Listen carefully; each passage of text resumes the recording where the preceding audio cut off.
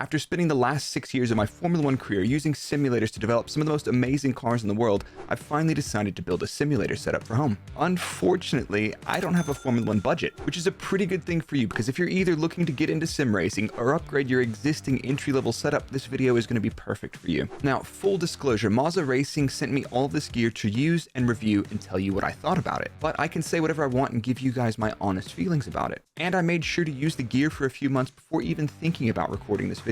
Now, I've spent hours on F1 22, F1 23, Euro Truck Simulator, and iRacing, so it's a pretty big spectrum of fun and chilled games versus pretty sweaty competitive racing sims. In this video, I'll tell you a bit more about my sim racing setup and reviewing these products from Moza Racing. We've got the GS V2 steering wheel, we've got the R9 V2 Wheelbase, and we've got the SRP pedals. Now, all this will set you back around £1,000 or about $1,300 US.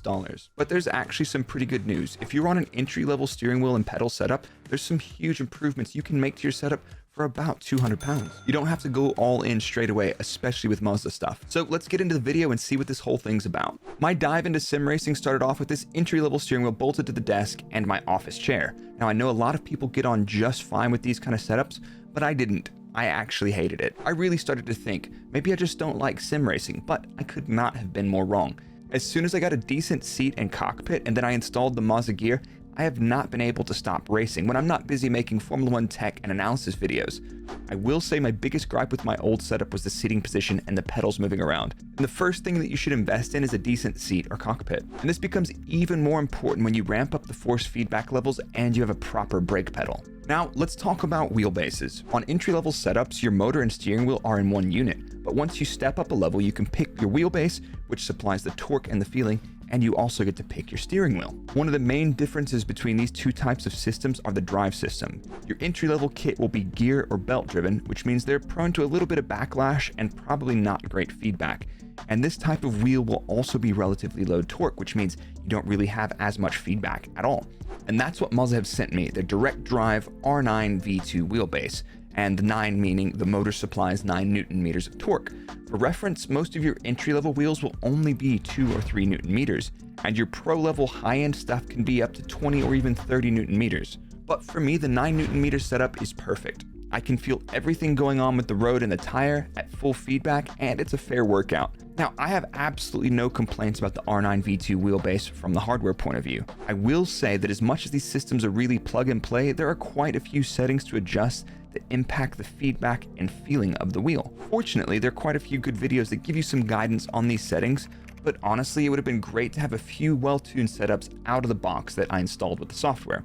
But then again, a lot of this stuff is super specific to the game that you're playing and your personal preferences, so I kind of understand it. I don't really think this is a Moza thing, I think this is just sim racing hardware in general. But if they really wanted to stand out, they could supply a few expert calibrated settings for a few of the main games that everyone plays out of the box. Now, this is the bit that most people get excited about, the steering wheel, and I've got the Moza GS V2. There's buttons, there's lights, there's rotaries, there's clutch paddles, and there's clicky shifters. Honestly, those clicks are as satisfying as some of the Formula 1 wheels that I've used. Now, the grips, the size, and the shape of the wheel is absolutely fantastic. I wear a medium-sized glove and I can reach all the buttons while driving quite easily. Now, there's 7 rotaries, there's 5 on the front, there's 2 on the thumb wheels, and the detents or clicks in the positions are really positive, so you could even manage them with gloves while you're driving. There's 14 buttons, including 2 thumb wheels, which are also buttons, and that also includes the buttons on the 2 directional sticks. The shift paddles have a very positive and satisfying click, but they may need to be calibrated before you use the wheel for the first time. I actually needed to upgrade the firmware to get them to calibrate properly, but this just took a couple of minutes. The build and the quality of this thing is awesome. Now, I'm pretty familiar with actual Formula 1 steering wheels from my time at the racetrack and working in the simulator in my past life, and honestly, this thing is absolutely perfect for the enthusiast home setup. They've really done a great job of bringing all the features of the steering wheel for the price that they're offering it at. But to be completely transparent with you guys, there's a few things that I'm not crazy about, and I'll tell you and you can make your own decision on them. Personally, the shift lights aren't particularly bright, and I don't even bother calibrating them sometimes. Most of the games and sims that I play, I just use the heads-up display in the game for shift indicators. Maybe if they were a little bit brighter, I'd use them, or maybe not. The next thing for me is some of the buttons at the top of the steering wheel aren't shrouded at all. That means if you need to go full lock and a hairpin, it's so easy to press that button, so I've made sure I don't have anything important bound to these buttons, and definitely don't use these buttons as your pit lane speed limiter. Finally, a nice touch would to be able to calibrate or change the LED colors behind the switches from the software, but you have to manually enter a programming mode on the wheel to change this, and there's not really a way to save these presets. The trade-off between the competitive price of this wheels and the amount of features it has, these small gripes don't really put me off of the wheel at all. And honestly, other wheels in this price bracket I don't think are any better in that regard, so.